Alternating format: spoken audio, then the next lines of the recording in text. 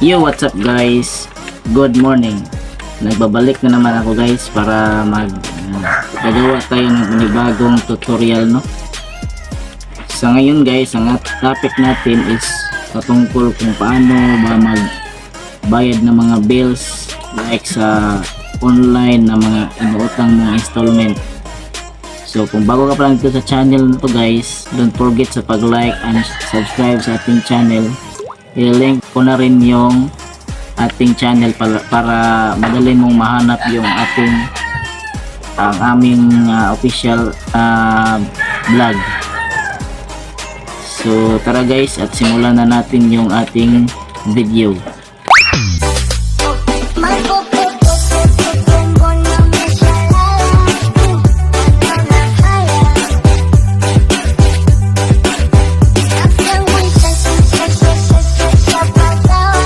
Right mga idol, at nandito na tayo sa ating mobile phone, no?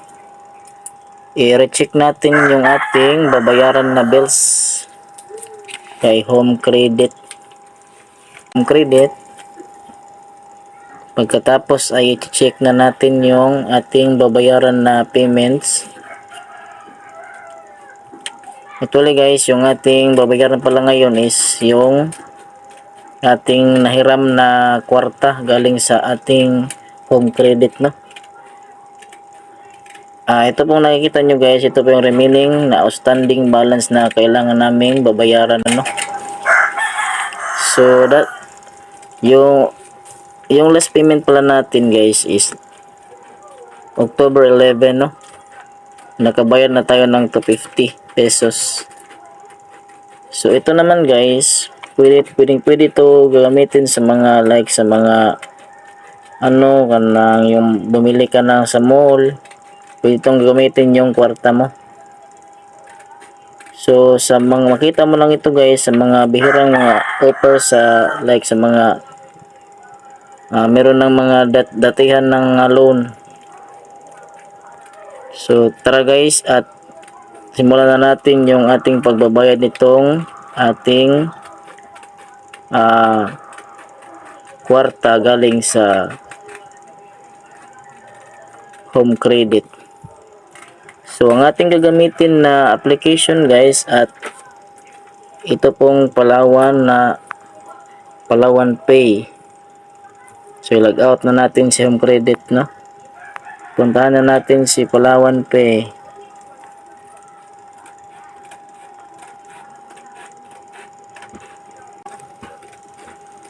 Ayan, at na-open na natin si Palawan Pay. Meron na tayong remaining balance dito guys na 293. So kasyang-kasya na to sa ating babayaran sa Home Credit, no? So okay, so puntahan na natin si P-Bills. Dito mo yung makikita sa baba nitong main wallet, no? Meron ditong cash in, cash out, send money, and P-Bills. So puntahan natin yung P-Bills, i-select natin. Okay, lahat ng mga online like cable o internet mo yung gamit ninyo, pwede dito sa Palawan Pay. Dito kayo magbabayad. Pwede tayo dito guys magbabayad. So ang ating palang topic guys is Home Credit. So Home Credit natin. So pwede mo rin dito i-search sa engine nila Home Credit. Ayan, may lalabas dyan yung mga pangalan.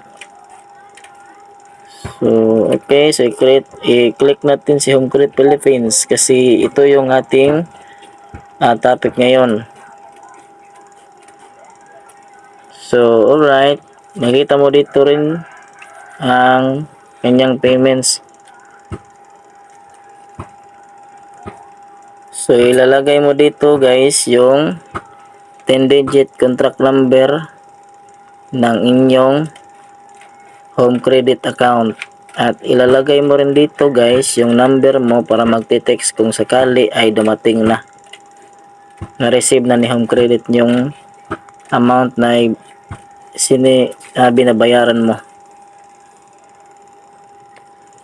So ita-type na natin para mabayaran na. yung 10 digit na number. Dito mo makikita guys sa home credit. Ayan. As you can see guys, meron nakalagay na account number.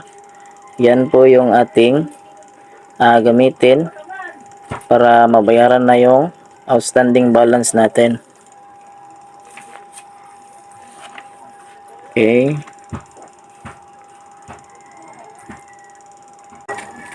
So alright guys, at natapos na. Nailagay na natin yung 10 digit number.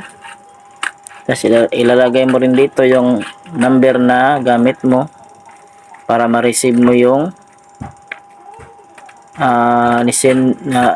nabayaran mo na.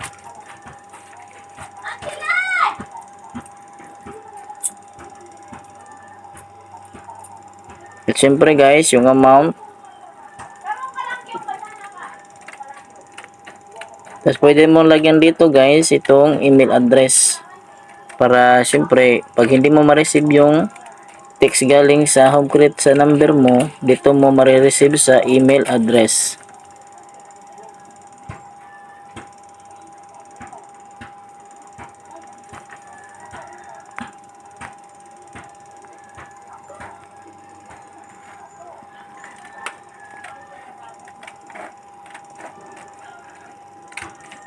Alright, at okay na. Tapos na, at i-pay na natin dito sa baba.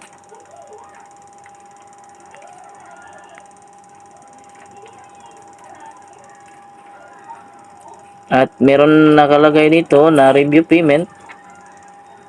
Pwede mo rin gamitin yung Palawan Points mo para makabawas ng kahit kunti lang. Ayan, may discount ka na 2.89 centavos. 2 pesos at 89 centavos ngayon guys. So okay, meron nakalagay dyan, please make sure that the information you entered is correct. Kailangan mo i-review guys para kung sakali magkamali kayo, pwede mo yan ibabalik. I-review mo lahat ng inyong naisulat dito guys, na-type. So confirm na natin. Tapos maghihingi ng authentication required. Oh no!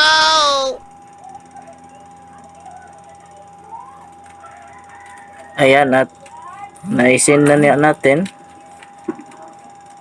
Okay, at you receive a notification for success for failure or your payment. Ayan guys, at na-receive na ni home credit yung ating binabayad na bills, no, galing sa ating Palawan main account. So back to home na guys, pwede mo yan i-copy rin yung reference number or save biller, pwede. So sa akin is okay lang yan kahit hindi na si-save. Importante nga nakabayad na. Back to home na natin. Ayan guys, at nabawasan na yung ating main wallet sa ating Palawan Pay. Ayan, at nagte-text na rin si home credit. Salamat sa imong pagbayad og 250 kung October 18, 2023. Para sa imong HC kwarta, ang imong speeding limit ay 549.62 centavos. Okay, so tapos na, at dito lang muna yung ating vlog, at thank you for watching this video, and subscribe mga idol, and share na rin para marami-rami na yung ating ma-subscribe. And see you on next vlog. Thank you.